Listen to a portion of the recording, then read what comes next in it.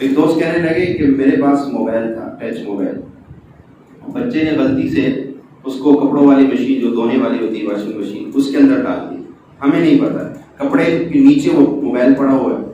اچھا گھر والے نے کپڑے دھونے تھے، ایسے ہی سرف ڈالا، پانی ڈالا، سرف ڈالا اور مشین کو لگا دیا، وہ چل رہا ہے۔ اس کے جو ہے میعاد ہوتا ہے 20-25 منٹ، وہ چلتا رہتا ہے، گھومتا ہے، اس کے بعد خود اتنی دیر تک وہ گھومتا رہا۔ گھومنے کے بعد جب پتا چلا کپڑے دھل گئے، مشین کو بند کیا، کپڑے نکالے تو نیچے سے موبائل نہیں تھا۔ اچھا اس کی ماں کہنے لگی کہ بچے نے تو موبائل ڈال دیا، ہمیں تو پتہ ہی نہیں تھا۔ تو اب کیا دیکھا تو کچھ بھی نظر نہیں آ رہا ہے، وہ سارا خراب پڑا ہوا۔ کب میں نے اس کے بیٹری نکالی، جو کیا اس کو دھوپ میں صحیح سکھایا، اور لیکن چل تو پھر بھی وہ نہیں رہا تھا۔ پھر میں اس کو مکینک کے پاس، موبائل والے کے پاس، اس کو میں نے کہا یار یہ اس کو یہ نہیں بتایا کہ یہ پانی میں گرا تھا یا جو بھی، اس نے اس کے اندر جو تھوڑے بہت پرزے خراب تھے وہ ٹھیک کیے، موبائل چل پڑا۔ اس کو میں نے کہا کہ یہ موبائل اتنے دیر تک پانی میں رہا، اور اس نے کہا یہ جھوٹ بول رہے ہو۔ اب میں نے کہا بھائی میرا موبائل ہے، مجھے پتا ہے، مجھے جھوٹ بول کے کیا ملے گا آپ سے، میں تو سچ بات بتا رہا ہوں۔ اس نے کہا یہ ہو ہی نہیں سکتا، یہ بات عقل نہیں مانتی۔ اگر موبائل اتنے دیر تک پانی میں گھومے اور وہ موبائل ٹھیک ہو، اور یہ ہو ہی نہیں سکتا، اس کے قانون میں وہ فعل ہے، اس کے قانون میں وہ کام ہو ہی نہیں سکتا، اللہ کے یہاں ہے۔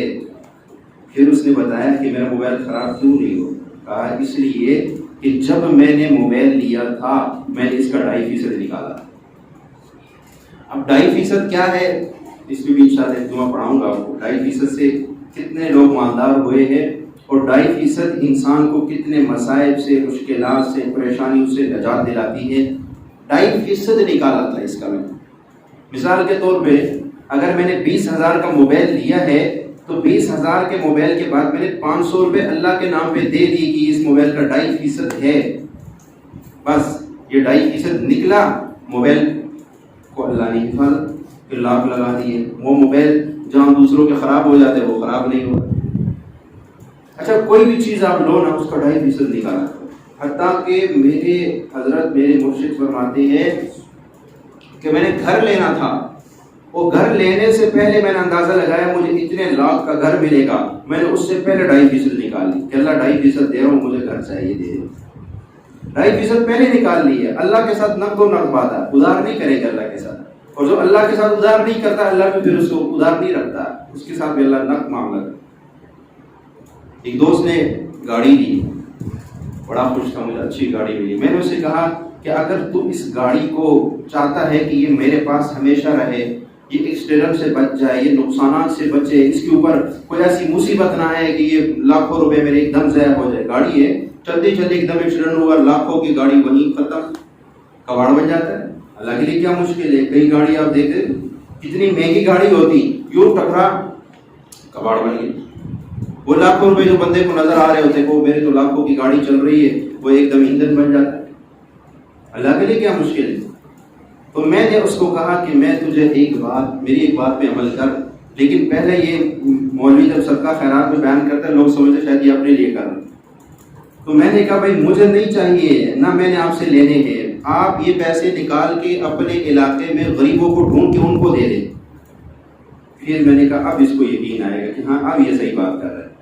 میں نے کہا یہ اپنے غریبوں لسٹ بنا کے میں نے اتنے غریبوں کی مدد کرنی ہے، یہ ان کو جا کے دے، لیکن میں تیرے فائدے کے لیے بات بتا رہا ہوں، اگر تو 2.5% اپنی گاڑی کا نکالے گا تو تیری گاڑی کبھی بھی نقصان نہیں اٹھائے گی، یاد رکھ، یہ لکھ لے میری بات، تجربہ ہے اس پہ، ایک نہیں ہزاروں تجربات ہیں۔ میں نے کہا 2.5% نکال، سب نے حساب کرتے کرتے یار 75,000 روپے بنتے 2.5%۔ میں نے کہا پھر کیا ہوگا، کہہ رہے میں نے 30,000 گاڑی دلوان، جس نے گاڑی لے کے جو درمیان میں ڈیلر بن جاتے اس کو دیے، 5,000 وہ فلاں کو دیے، یہ اس کو دیے۔ میں نے کہا اتنے دیے، تیرے دل نے کبھی جھٹکا نہیں مارا، جب اللہ کے نام پہ تو دل دھڑکنا شروع ہو گیا، 75,000 کہاں سے دوں گا، یہ بھی تو بس اچھا ادھر ادھر دیں گے کوئی مسئلہ نہیں ہوگا، لیکن جب اللہ کے نام پہ دینے کا باری آئے گی نا تو دل دھڑکنا شروع ہو جائے۔ 100,000 روپے دینے پڑیں گے، ادھر بے شک 20,000 دے دو۔ شادی کے موقع میں کبھی نہیں سوچتے یار اتنے پیسے لگ رہے، اگر کوئی آئے مسجد مدرسے کے لیے کام کرے 1,000 روپے پہ دیتے ہوئے تھوڑی سوچ بھی، اچھا پھر وہ 1,000 کئی دن تک یاد رہتا ہے کہ میں نے 1,000 فلاں مسجد میں دیا ہے۔ شادی پہ لگایا وہ بھول جائیں گے. مسجد پہ لگایا ہوا یاد رہتا ہے میں نے فلاں مسجد کو 1000 چندہ دیا تھا، فلاں مدرسے پہ 1000 روپے چندہ دیا تھا، فلاں غریب کی میں نے 1000 روپے مدد کی تھی، وہ یاد رہتا ہے، وہ نہیں بھولتا. تو میں نے اس کو کہا کہ اسباب تو تیرے پاس آ گئے، اس کے ساتھ مسبب الاسباب کو بھی لے لے. وہ کیا ہے کہ تو اس کا 2.5% دے دے اللہ کے نام پہ. آنکھیں بند کر، رزق دینے والے نحن نرزقک والعاقبۃ للتقوی. اللہ قرآن میں کہہ رہے ہیں رزق ہم دیں گے تمہیں، رزق کی فکر نہ کرو. مسلمان نے تو یہ سوچنا ہی نہیں ہے کہ میں مال کیوں کما رہا ہوں.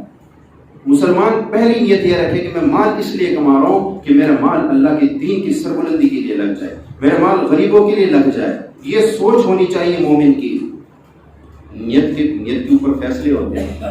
اگر فرمایا جب انسان گھر بناتا ہے نا اور گھر کے اندر روشن دار کھڑکی تو رکھنی پڑتی ہے، تو اگر انسان گھر میں کھڑکی رکھے اس لیے کہ اس پہ ہوا آئے گی، گھر میں ذرا سردیوں میں دھوپ آئے گی، تو اس کھڑکی پہ اس کو کوئی اجر نہیں ملے گا.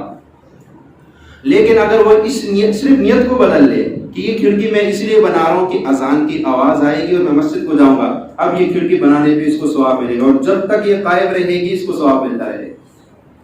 ان سب سے برا پیسہ وہ ہے جو عمارت کے اوپر لگتا ہے، گھر بنانے پہ ٹائلیں لگا دیے، فلاں کر دیے، فلاں کر دیے. سب سے برا پیسہ، اس کا اللہ حساب لے گا. فرمایا کہ جو بندہ اس نیت سے گھر بنائے کہ میرا گھر خوبصورت ہو جائے، میرے گھر مہمان آئے تاکہ ان کو تکلیف نہ ہو، میں یہ سارا کچھ مہمانوں کے لیے کر رہا ہوں، تو اس گھر پہ بھی اس کو اجر ملے گا، حساب نہیں ہوگا. اس صرف نیت بدلنے کی دیر ہوتی. کوئی بھی کام کرے نیت اچھی رکھے، اپنی نیت صاف رکھے، اس پہ اللہ آپ کو اجر دیتا جائے گا. کوئی کاروبار بھی کرنا ہے تو اس نیت سے نہ کرے کہ میں مالدار ہو جاؤں گا، میرے پاس پیسہ آ جائے گا. نہیں، میں اس لیے کاروبار کر رہا ہوں کہ میں کسی کے ہاتھ نہ ملاؤں، میرے بچے کسی کے ہاتھ نہ ملائے، میں کسی غریب کی مدد کروں.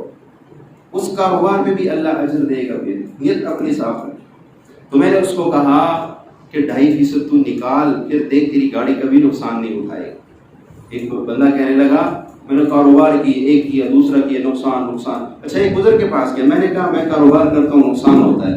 اس نے کہا تو اللہ کے ساتھ کاروبار کر، پھر نقصان نہیں ہوگا. میں نے کہا اللہ کے ساتھ کاروبار کیسے کروں؟ ہاں میں تجھے کاروبار بتاتا ہوں لیکن ساتھ اللہ کو شامل کر لے اس میں، تو پھر تیرے کاروبار پہ نقصان نہیں ہوگا. میں نے کہا میں کروں گا، آپ بتائیں. کہا تو ہر 100 میں سے 2.5 روپے نکال لیا تھا، ہر 100 میں سے 2.5 روپے نکال لیے. تیرے دن کی جتنی آمدنی ہوتی ہے 100 روپے میں 2.5 روپے کیا بنتا ہے؟ اچھا 1000 روپے اگر تیرے دن کی دیہڑی بن گئی تو 25 روپے سائڈ پہ رکھ، 2000 کی بن گئی 50 روپے رکھ لی. میں آسان 1000 میں 2.5% 25 روپے بنتا ہے، لاکھ روپے میں 2500 روپے بنتا ہے. تو یہ کام کر تیرا کاروبار. اس نے کہا جب سے میں نے اللہ کو ساتھ شامل کیا ہے میرا کاروبار ترقی پہ جا رہا. اچھا یہ 2.5% زکوٰۃ سمجھ کے نہیں دینا. زکوٰۃ کا جب وقت آئے گا وہ اپنے وقت پہ دیے جائیں گے. جب وقت آئے گا زکوٰۃ کا تو پھر اس وقت پہ دینا ہے حساب. یہ 2.5% بس اللہ کے نام پہ غریبوں کی مدد کر، اس کو زکوٰۃ سمجھ کے نہ دے. لیکن یہ 2.5% تو جب وہاں تک پہنچائے گا جہاں تیرا وہم و گمان بھی نہیں، جہاں تیرا وہم و گمان بھی نہیں ہوگا. تو بات چل رہی تھی کہ ہم اسباب تو ساتھ لیتے ہیں، مسبب الاسباب کو ساتھ نہیں لیتے ہیں. اور جب ہم مسبب الاسباب کو ساتھ لیں گے تو پھر ہمارا ہر قدم ترقی کی طرف جاتا جائے گا. ہمیں قدم قدم پہ کامیابیاں ملتی جائیں گی اگر ہم مسبب الاسباب کو ساتھ لے لیں. اگر ہم اپنے تنخواہ میں سے 2.5% نکال کے غریبوں کو، مستحق کو، ہر مانگنے والے کو نہیں، ہر مانگنے والا مستحق نہیں ہوتا ہے. اس لیے سفید پوش کو تلاش کیا کرے، غریبوں کو تلاش کیا کرے، عیالداروں کو تلاش کیا کرے. کمانے والا ایک ہو، کئی بچے ہیں، ایسے گھرانوں کو تلاش کیا کرے. جیسے کمانے کے لیے میرے حضرت فرماتے جیسے کمانے کے لیے ہم راستے تلاش کرتے ہیں، ایسے اللہ کے نام پہ خرچ کرنے کے لیے بھی لوگوں کو تلاش کیا کرے. کون ہے میرے پیسوں کا مستحق، کہاں لگ جائے. یہ نہیں جو آیا جس نے کہا زکوٰۃ کے نام پہ مانگا آپ نے دے دیے. کئی لوگ، کئی ادارے ایسے ہیں جو ہماری زکوٰۃ لے کر اور اس کو بینک میں رکھ کے اس کو سود کھا رہے ہوتے ہیں. کئی ادارے ایسے، لیکن ہم آنکھیں بند کر کے دے رہے تھے. اس لیے اللہ کے نام پہ دینا، 2.5% دینا، زکوٰۃ دینا، صدقہ دینا، تو آنکھیں کھول کے دو. مال کا یہیں سے پتہ چلتا ہے کہ آپ کا مال، اس لیے اللہ کے نبی نے فرمایا کہ تمہارا مال نیک لوگوں کے سوا اور کوئی نہ کھائے. نیک لوگ یعنی مال اچھی جگہ لگنا چاہیے. تو فرمایا کہ مال کا یہیں سے پتہ چلتا ہے کہ مال حلال ہے تو اچھی جگہوں پہ لگے گا، حرام ہے تو ادھر ادھر جواریوں میں فضولوں میں لگنا شروع ہو جائے گا. یہیں سے پتہ چلتا ہے کہ آپ کا مال جہاں لگ رہا ہے سمجھو مال آپ کا ایسا ہی ہے. اگر آپ کا مال مسجدوں میں، مدرسوں میں، غریبوں میں، یتیموں میں لگ رہا ہے تو خوش قسمت ہے آپ کہ آپ کا مال اچھی جگہ لگا ہے، اچھی جگہ لگا ہے. تو اسباب کے ساتھ مسبب الاسباب کو لیے جائے. اچھا وہی بندہ مجھے کہنے لگا میں نے گاڑی لینی ہے، میں چاہتا ہوں مجھے اچھی گاڑی ملے. اچھا بھاگ دوڑ تو کرنی ہے، گاڑی لینی ہے کوئی بھی چیز تو اس کے لیے بھاگ دوڑ تو کرنی پڑتی ہے. یار کوئی میرے ساتھ دھوکہ نہ کرے، کوئی ایسی 2 نمبر گاڑی نہ، کوئی ادھر ادھر نہ ہو جائے، ہوتا ہے انسان کو. تو میرے پاس آیا، کہنے لگا میں نے گاڑی لینی ہے. میں نے اس کو کہا میں تجھے ایک وظیفہ بتاتا ہوں، گاڑی لینی ہو، گھر لینا ہو، کچھ بھی لینا ہو، اگر یہ وظیفہ کرو گے اس چیز کے لیتے آپ کے ساتھ دھوکہ نہیں ہوگا انشاءاللہ. آپ کوئی چیز لینا چاہ رہے ہیں، پلاٹ لینا چاہتے ہیں، یا آپ گاڑی لینا چاہتے ہیں، یا آپ کچھ بھی لینا چاہتے ہیں، یہاں تک کہ آپ بازار میں خریداری کرنے کے لیے جانا چاہتے ہیں اور آپ چاہتے ہیں مجھے مال سستا ملے، اچھا ملے، دھوکہ نہ ہو، فراڈ نہ ہو، تو اس کے لیے عمل اپنے مرشد کا بتاتا ہوں. کئی بندوں کا، اس بندے کا تو خدا آزمودہ ہے، اس کو میں نے بتایا. میں نے کہا اچھا میں تجھے ایک تسبیح بتاتا ہوں، تو وہ کر لیا کر، تجھے بہت اچھی گاڑی ملے گی. میں نے کہا ایک تسبیح پڑھ، لا خلافہ، بس لا خلافہ، اتنا آسان لفظ ہے، لا خلافہ لا خلافہ لا خلافہ لا خلافہ.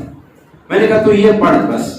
اچھا زیادہ نہیں پڑھ سکتا ہے، ہر نماز کے بعد ایک تسبیح کر لیا کر، پھر اللہ سے دعا کر، یا اللہ میں فلاں چیز لینا چاہتا ہوں، بس مجھے دھوکے سے بچا لینا، 2 نمبری سے بچا لینا، بس میری حفاظت کر. کرنا شروع کیا. میرے پاس آیا کہ اللہ کا میں نے اتنی اچھی گاڑی لی کہ ایک اور سینئر بندے کو دکھائی تو اس نے کہا میری جتنی گاڑیاں کھڑی ہیں نا تو ان میں سے جو تجھے پسند ہے وہ لے لے، یہ گاڑی مجھے دے دے، یہ گاڑی مجھے دے دے.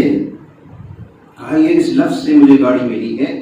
میں نے یہ لفظ پڑھا اور بہت پڑھا اور مجھے ایسی گاڑی ملی کہ میں نے فلاں بندے کو فون کیا کہ یار اس کے کاغذات جا کے عدالت میں چیک کرو. اچھا فون چیک کرنے سے پہلے میں نے اس کو 3000 روپے بیلنس بھیجا کہ یہ 3000 تیرا خرچہ ہے پر تو اس کے کاغذات چیک کر تاکہ اس میں کوئی دھوکہ نہ ہو. میں نے کہا ہم سے تو لوگ استخارہ کرواتے ہو تو 5 روپے بھی نہیں دیتے، انہیں فلاں کاروبار کرنا ہے تو استخارہ کرو، اور آپ نے گاڑی چیک کروانی تھی پہلے 3000 بھیج دی. کیا بات ہے. اس نے کہا میں 3000 پہلے اس کو بھیج دی کہ میں گاڑی. اس نے کہا بالکل آپ کی گاڑی میں کوئی کسی قسم کو فراڈ نہیں، بالکل صحیح. تو یہ میں بتا رہا ہوں اعمال کی برکت، اللہ سے مانگنے، اللہ کے ساتھ تعلق بنانے، اللہ کا نام، اس نے بس وہ راہ اختیار کی جو راہ انبیاء نے اختیار کی تھی، جو راہ اولیاء نے اختیار کی، صحابہ نے اختیار کی، اہل بیت نے اختیار کی، وہ راہ آج ہم نے چھوڑ دی ہے. بس وہ راہ ہم نے چھوڑ دی. میں حضرت علی کرم اللہ وجہہ کے کریم کی ایک دعا ہے، ہم جمعے سے پہلے بھی میں لگاتا ہوں یہاں پہ، بڑی کمال کی دعا ہے. میں آج صبح بھی اس کو پڑھ رہا تھا، میں اس دعا کا واسطہ وسیلہ اللہ کو دے رہا تھا کہ اللہ اس دعا کے وسیلے سے دعائیں مانگ رہا تھا، اس کے وسیلے سے. یقین کرے اس کے ایک ایک لفظ میں علم کا وہ سمندر چھپا ہوا ہے کہ بندہ حیران ہو جاتا. فاتح خیبر نے یہ دعا پڑھ کے خیبر کو فتح کیا تھا، اور وہ کیا کمال کی دعا ہے، کیا کمال کی دعا ہے. ایک ایک لفظ میں انسان غور کرے کہ اللہ کو کس کس ادا سے وہ پکار رہے ہیں، کس طرح اللہ کی منت اور زاری ہو رہی ہے. جس کو مشکل کشا کہا جاتا ہے وہ کس طرح اپنے رب کو پکار رہا ہے اور اپنے مسائل کا حل اپنے رب سے مانگ رہا ہے. اور یہ بتا رہا ہے کہ مشکل کشا صرف ایک اللہ کی ذات ہے، اس کے آگے گڑ گڑاؤ، اس سے مانگو، اس کے در پہ بھکاری بن جاؤ، اس کے آگے منت زاری کرو، کام بنتے جائیں گے بنتے جائیں گے. میں نے خیبر کو فتح کیا، اس کے پیچھے یہ دعا تھی، یہ دعا تھی اس کے پیچھے. لیکن آج ہم نے اعمال کو چھوڑ دی، اسباب کے پیچھے بھاگ رہے. بس اسباب ہونے چاہیے، پیسہ ہونا چاہیے، پیسہ آئے گا مسائل حل ہوتے جائیں گے. پیسہ آتا ہے اور مسائل میں گرتے جاتے. ریشم کا کیڑا کبھی آپ نے دیکھا؟ ریشم کا کیڑا، حکیم حضرات کہتے ہیں ہم جب ریشم سے دوائیوں میں اس کو ڈالتے ہیں، کہا جب ہم درختوں پہ جاتے ہیں اور ریشم کی کیڑے کو کہ ہم نے ریشم اتارنا ہے، ظاہر بات ہے ریشم کا کیڑا گھر بناتا ہے اور وہ اتنا مگن ہو جاتا ہے گھر بنانے میں کہ وہ باہر نکلنے کا راستہ بنانا ہی چھوڑ دیتا ہے. وہ بناتے بناتے بناتے بناتے بناتے بناتے اندر ہی بھی اس کے اندر بیٹھ جاتا ہے. پھر دیتا گھر پر تو بن گئے، اب نکلو کیسے. پہلے وہ گھر بنانے میں مگن ہوتا ہے، کرتے کرتے جب گھر بن جاتا ہے پھر اس کو ہوش آتا ہے اب کیسے نکلو یہاں سے، نکلنے کا کوئی راستہ بنایا ہی نہیں میں. حکیم حضرات کہتے ہیں جب ہم ریشم کو اتارتے ہیں اس میں مرا ہوا کیڑا ملتا ہے، مرا ہوا، اور یہ آواز دے رہے کہ آج ہم بھی ریشم کے کیڑے بن چکے ہیں. ہم دنیا کے پیچھے ایسے بھاگے ایسے بھاگے ایسے بھاگے کہ ہم نے دنیا کے اتنے گھیرے اپنے دائیں بائیں ڈال لیے کہ اب ہمیں نکلنے کا راستہ ہی نہیں مل رہا ہے. اتنے مشکلات میں اتنے پریشانیوں میں گر چکے ہیں. اگر ہم اس کے ساتھ ایک دروازہ بناتے وہ مسبب الاسباب ہے. اگر ہم اپنے دنیاوی مسائل میں دنیاوی بھاگ دوڑ میں اللہ کو ساتھ شامل کرتے تو وہ پھر ہمیں اسے نکلنے کا راستہ بھی دیتا، لیکن ہم نے اس کو تو ساتھ لیا ہی نہیں. ہم نے تو کہا صرف اسباب ہونے چاہیے، جس طرح ریشم کی کیڑے نے کہا گھر ہونا چاہیے، نکلنے کا راستہ ہو یا نہ ہو بعد میں دیکھی جائے گی. تو اس کا انجام کیا ہوا؟ موت آ گئی. ہم بھی دنیا کے پیچھے ایسے بھاگ دوڑ کر رہے اللہ کو تو ساتھ لے نہیں رہے. اگر اللہ کو ساتھ دیکھے دنیا کوئی بری چیز نہیں ہے. حضرت عبدالرحمن بن عوف سب سے زیادہ امیر، حضرت عثمان بن عفان رضی اللہ تعالیٰ سب سے زیادہ امیر، لیکن انہوں نے واپسی کا دروازہ بنایا ہوا تھا. اچھا کشتی بغیر پانی کے نہیں چل سکتی، ہم بھی بغیر دنیا کے نہیں چل سکتے. کشتی کے لیے پانی کا ہونا ضروری ہے اور ہمارے لیے پیسے کا ہونا ضروری ہے. لیکن اگر آپ کشتی کو دریا میں ڈبو گے تو کشتی تباہ ہو جائے گی. اگر آپ دنیا کو دل میں جگہ دو گے تو آپ بھی غرق ہو جائیں گے. اس کو صرف جیب کے حد تک رکھو، دل میں مسبب الاسباب کو رکھو. جیسے میں نے قرآن کی آیت پڑھی کہ حضرت ایوب نے فرمایا اذ نادى ربه انی مسنی الضر وانت ارحم الراحمین. کہا جب اس نے رب کو پکارا فاستجبنا له، ہم نے اس کو قبول کیا. فکشفنا ما به من ضر، ہم نے دور کر دی اسے تمام تکلیفوں کو. اللہ تو معلوم ہوا ہر نبی نے اسباب کے ساتھ مسبب الاسباب کو پکارا. اللہ کے نبی نے غزوہ بدر کے اندر اسباب کو ساتھ لیا. 313 صحابہ ساتھ ہے، تلواریں ساتھ ہے، گھوڑے ساتھ ہیں، اونٹ ساتھ ہے. لیکن جب رات ہوتی ہے اللہ کے نبی مسبب الاسباب کے آگے ہاتھ پھیلاتے ہیں اور ایسے آہوزاری کرتے ہیں، ایسے روتے ہیں، ایسے گھڑ گھڑاتے ہیں کہ سیدنا ابوبکر صدیق رضی اللہ تعالیٰ عنہ پیچھے سے آ کے اللہ کے نبی کو پکڑ کے کہتے ہیں حسبی حسبی، بس کر دے یا رسول اللہ، بہت ہو گیا، بہت آپ نے پکار لیا، بہت آپ روئے اللہ کے آگے، بس کر دیجیے بس کر دیجیے. پھر کیا ہوا؟ پھر صبح جب دیکھا تو فرشتے در قطار قطار آ رہے ہیں، فرشتے آسمانوں سے اتر رہے ہیں. اور وہ شیطان جو آیا تھا اور جو لوگوں کے وہ لوگوں کو راستہ دکھا رہا تھا، اس نے جب دیکھا یہ تو فرشتے اتر رہے ہیں، وہ بھاگا. لوگوں نے کہا تو ہمیں راستہ دینے والا تھا، تو کیوں بھاگ رہا ہے؟ اس نے کہا میں وہ دیکھ رہا ہوں جو تم نہیں دیکھ رہے. اللہ کی مدد اتر رہی ہے. جب بھی مومن نے رب کو پکارا، اسباب کے ساتھ مسبب الاسباب کو لیا، اسباب کے ساتھ مسبب الاسباب کو لیا، پھر اللہ تعالیٰ نے اس کے لیے ایسے راستے بنائے، ایسے مشکلات سے. میرے دوست تھے، وہ کہنے لگے وہ سبزی بیچتے، کہنے لگا ایک وقت تھا، میں ایک وظیفہ میں نے کئی دفعہ آپ کو بتایا یا قہارو، کہا میں یا قہارو پڑھتا تھا سارا دن. کہا میری ایک نا سبزی بالکل بچتی نہیں تھی، شام ہوتی میری ریڑھی خالی ہو جاتی تھی. کہا پتہ نہیں کیسے کہاں سے گاہک آتے تھے اور میری سبزی وہ بک جاتی تھی جب میں اس قسم کو پڑھ رہا تھا. بڑے کمالات اس نے مجھے بتائے. تو میں نے اس کو کہا اب بھی پڑھ. جب اس وقت تو نے تعلق مسبب الاسباب سے بنایا تھا تو تیرے کام ہو رہے تھے. اب تو نے مسبب الاسباب سے تعلق کمزور کر دیا تو کام ہونا بند ہو گئے. پھر مسبب الاسباب کے ساتھ تعلق بنا، پھر دیکھ اللہ تیرے لیے کیسے کیسے راستے. اچھا ایک دعا ہے ہم وضو کے دوران حدیث شریف میں ہے کہ وہ پڑھنی چاہیے، اللہم اغفر لی ذنبی ووسع لی فی داری وبارک لی فی رزقی.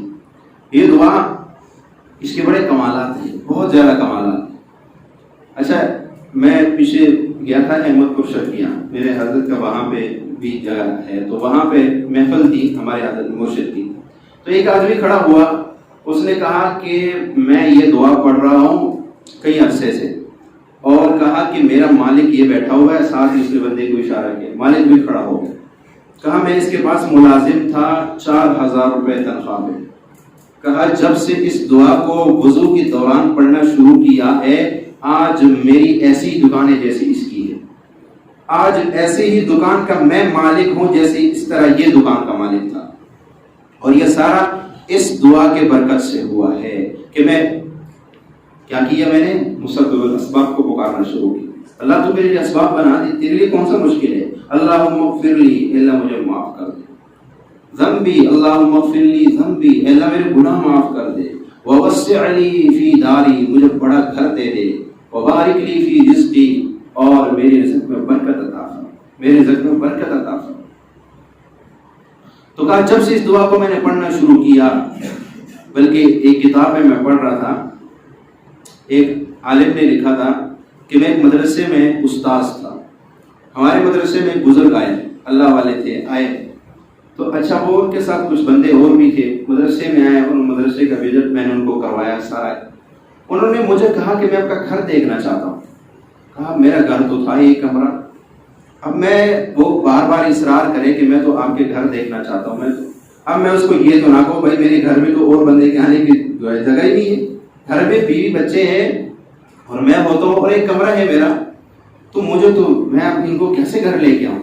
لیکن ان کا اصرار جب بار بار بڑھا نا، اور یہاں یہ بھی کہا کہ میں اکیلا آؤں گا، یہ جو بندے میرے ساتھ ہیں یہ نہیں آئیں گے، میں آپ کے گھر آنا چاہتا ہوں. چلے یار یہ ساتھ ہی میرا گھر ہے مدرسے. اچھا میں ان کو لے گیا گھر میں، بیوی کو پردہ کروایا، دیکھا حضرت ایک ہی کمرہ ہے ہمارا، بس یہ کہنے لگا آپ کو پتہ ہے میں آپ کا گھر دیکھنے کیوں آیا، میں آپ کو تحفہ دینا چاہتا ہوں. میں نے کہا ضرور دے. کہا آپ چاہتے ہیں کہ میرا بڑا گھر ہو جائے؟ کہا جی کیوں نہیں چاہتا ہوں. کہا آپ چاہتے ہیں کہ ہر سال مجھے اچھی گاڑی ملے؟ کہا چاہتا ہوں. کہا آپ چاہتے ہیں کہ ہر سال حج اور عمرہ کی سعادت مجھے نصیب ہو؟ کہا چاہتا ہوں. کہا پھر میری ایک دعا میں بتاتا ہوں، یہ لکھ لیں. کہا جی بتائیں دعا. کہا لکھ اللہم اغفر لی ذنبی ووسع لی فی داری وبارک لی فی رزقی. اس دعا کو تو وضو کے دوران، جب ہم وضو شروع کرتے ہیں، اگر بیت الخلاء واش روم میں آپ وضو کر رہے ہیں تو اس دعا کو دل دل میں پڑھیں، زبان سے نہ پڑھیں. اور اگر آپ جیسے ٹوٹیوں کے پاس بیٹھ کے وضو کر رہے ہیں تو آپ اس کو زبان سے پڑھیں، ساتھ ساتھ ہاتھ دھوتے جائیں، ساتھ ساتھ پڑھتے جائیں اللہم اغفر لی ذنبی ووسع لی فی داری وبارک لی فی رزقی. اچھا جب تک وضو کرنا، پاؤں دھونے تک آپ اس دعا کو پڑھتے رہے. ایک دوسرا، جب آپ فرض نماز پڑھے، ہر فرض نماز کے بعد 3 مرتبہ اس کو پڑھ لیا کرے. اللہم اغفر لی ذنبی ووسع لی فی داری وبارک لی فی رزقی، وبارک لی فی رزقی. اس کو پڑھے. کہا اس نے مجھے یہ سارا طریقہ سمجھایا اس اللہ والے نے. کہا تو اس کو پڑھ. کہا آج وہی دن ہے کہ الحمدللہ ہر سال حج اور عمرے کے لیے جا رہا ہوں. اب بڑا گھر اللہ نے دے دیا ہے، جو خواہش تھی وہ پوری ہو رہی ہے اس دعا کے برکت سے. تو معلوم ہوا کہ اس سے پہلے کیوں نہیں ہو رہا تھا.